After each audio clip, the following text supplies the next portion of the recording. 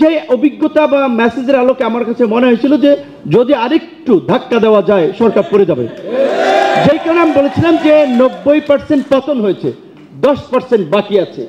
কবি, শিল্পী, সাহিত্যিক, লেখক, রাজনীতিবিদ সবাইকে নিয়ে রাস্তা থাকতে হবে। কারণ আমি কবি, শিল্পী, সাহিত্যিক স্পেসিফিকভাবে এই কথাটা বলেছি এই কারণে, বাংলাদেশ না শুধু পৃথিবীর ইতিহাসে দেখা গেছে যে সফল গণ অভ্যুত্থান বা রেভলিউশনের ক্ষেত্রে কবি, শিল্পী, সাহিত্যিক এই শ্রেণী পেশার মানুষের একটা বড় ভূমিকা ছিল।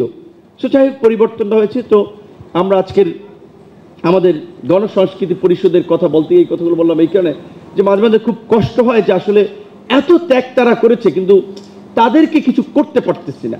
আসলে আমরা তো সরকারেও নাই, কি বলবেন, আবার খুব বেশি নিজেরাও ফাইন্যান্সিয়ালি যে সমৃদ্ধ হয়েছি, অর্গানাইজেশনকে এগিয়ে নেওয়ার জন্য আমাদের জন্য রোড ম্যাপ, প্ল্যান, পরিকল্পনা, আমাদের নেতা কর্মীদেরকে সাপোর্ট দেওয়া দরকার, সেটাও পারতেছি না। তারপরে আবার এই একটা বিষয়ে আমাদের নেতা কর্মীদেরকে আমি বলবো মাথায় রাখতে, যে প্রতিকূল সময়ে আমরা গুটি কয়েক মানুষ কিন্তু চেষ্টা করেছিলাম, বিধায় এই প্রেক্ষাপটটা তৈরি হয়েছে।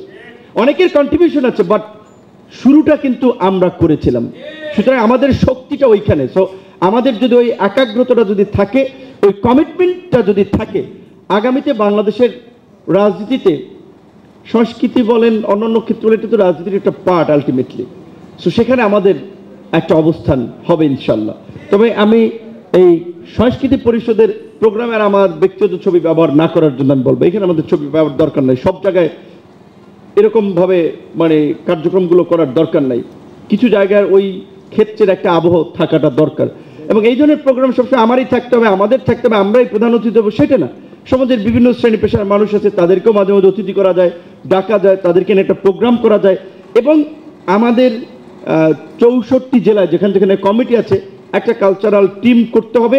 কারণ সংস্কৃতি ছাড়া পরিবর্তন হয় নাই, বিপ্লব হয় নাই, সমাজ টেকে নাই। সুতরাং একটা সুস্থ সংস্কৃতি আমাদেরকে আসলে গড়ে তুলতে হবে। বিশেষ করে বাংলাদেশের সংস্কৃতি হচ্ছে ইন্ডিয়ান হেজিমনির সংস্কৃতি। আমাদের নিজস্ব সংস্কৃতির এখনো বিতর্ক আছে, বাঙালি না বাংলাদেশি, যাই হোক ওই দিকে আটে গেলাম, এগুলো আবার অনেক বড় বিতর্ক, অনেক ধরনের ডিবেট আছে। সো আমরা আমাদের নিজস্ব সভ্যতা সংস্কৃতিকে সামনে নিয়েই একটা, বিশেষ করে এই অভ্যুত্থান পরবর্তী সময়টা আমাদের সেই সুযোগ এনে দিয়েছে নিজস্ব সংস্কৃতির বিনির্মাণের ক্ষেত্রে। সেই জায়গা থেকে গণসংস্কৃতি পরিষদ কাজ করে যাবে। তাদের প্রতি সেই প্রত্যাশা এবং শুভকামনা।